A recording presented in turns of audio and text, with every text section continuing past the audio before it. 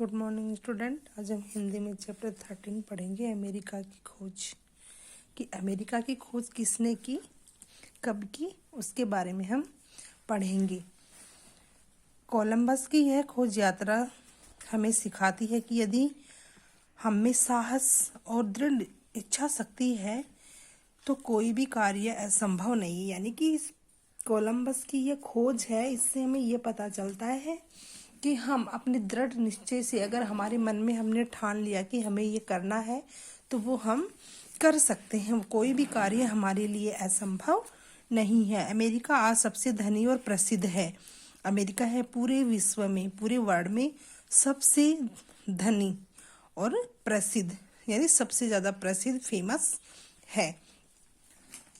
आज से लगभग 500 वर्ष पहले यह देश अनजाना था। इस देश की खोज करने वाले व्यक्ति का नाम क्रिस्टोफर कोलंबस, इटली के जिनेवा शहर में सन 1447 में उनका जन्म हुआ। उसके पिता एक साधारण जुलाहे थे। जुलाहे यानी कपड़े सिलने वाले थे। उसके पिता चाहते थे कि उनका बेटा भी कपड़ा बुनने का काम सीख ले, परंतु कोलंबस की आंखें तो नाविक बनाने का स्वप्न बुन रही थी। और कोलंबस था, उसकी जो आंखें हैं वो हमेशा क्या सपने देखता है कि वो नाविक बनने का, नाव चलाने वाला या जहाज चलाने वाला बनना चाहता था। वह दुनिया के नए नए भूखंडों का पता लगाना चाहता। उसकी इच्छा थी कि वो नाव को चलाए, जहाज को चलाए और भूखंड यानी जगह जगह पे जो भूमि के जो टुकड़े हैं उनका पता लगाए।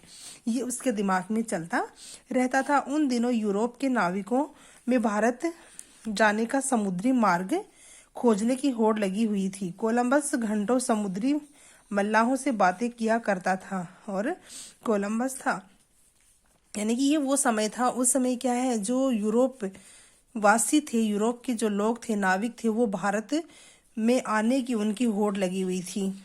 उनको भारत का पता चल चुका था, लेकिन कोलंबस था, ये हमेशा समुद्र के किनारे जो मल्लाह रहते थे, जो नाव चलाने वाले रहते थे, उनसे हमेशा बातें किया करता था। घंटों भर तक बातें किया करता था। उनकी साहसपूर्ण यात्राओं की कहानियां बहुत रुचिपूर्वक सुनता था। और उनकी जो कहानियां थी वो बहुत ही रुचि लेकर सुना करता था।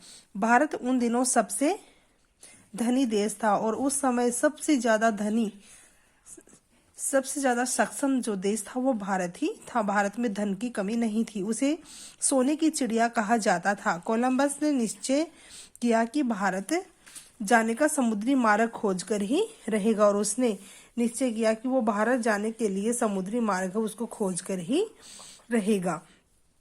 कोलंबस ने तो निश्चय कर लिया, परंतु यात्रा लंबी और जोखिम भरी थी। लंबी यात्रा से पहले उसने छोटी छोटी यात्राएं करना ठीक समझा।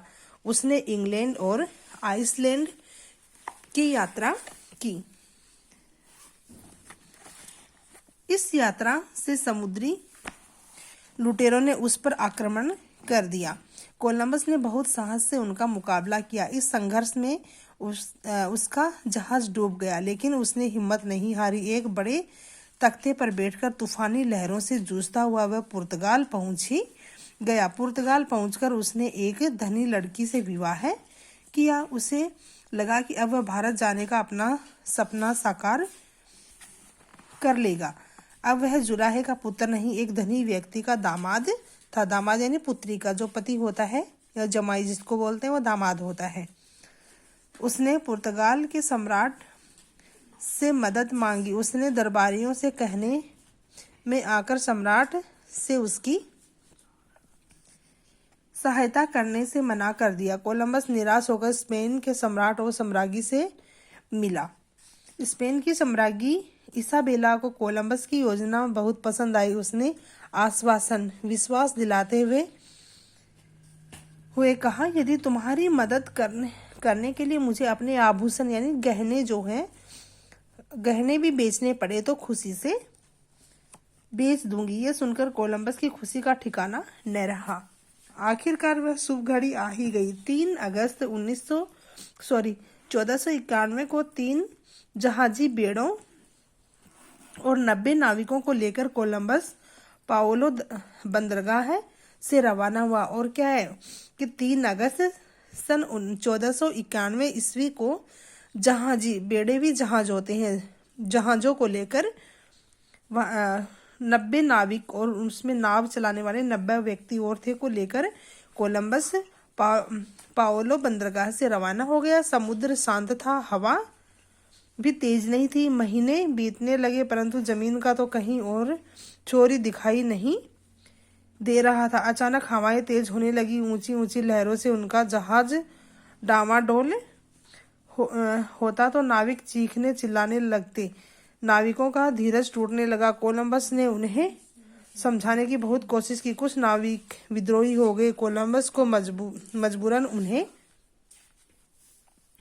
रस्सों और जंजीरों से बांधना पड़ा। इन सब बाधाओं से भी उसका हौसला नहीं टूटा, यानी उसकी हिम्मत नहीं टूटी। लगभग 10 सप्ताह बाद एक दिन उन्हें पानी में बहती हुई वृक्ष की एक डाल, यानी कि शाखा, डाली होती है, वृक्ष का डाल होता है, वो दिखाई दिया। सभी खुशी से झूम उठे। थोड़ी ही दूरी पर उन्होंने हरा भरा जंगल दिखा। उन्होंने परमात्मा का धन्यवाद किया। आखिर उनका बेड़ा तट पर पहुंच गया। उनका जहाज था वो तट पर पहुंच ही गया। यह 12 अक्टूबर 1492 का दिन था। कोलंबस ने एक अनजानी धरती पर पांव रखा जिसे वह भारत समझ रहा था। वास्तव में वह भारत नहीं था। उसे खुद ही ज्ञात नहीं था कि उसने एक नई दुनिया खोज ली है। यह दिन इतिहास में अमर हो गया।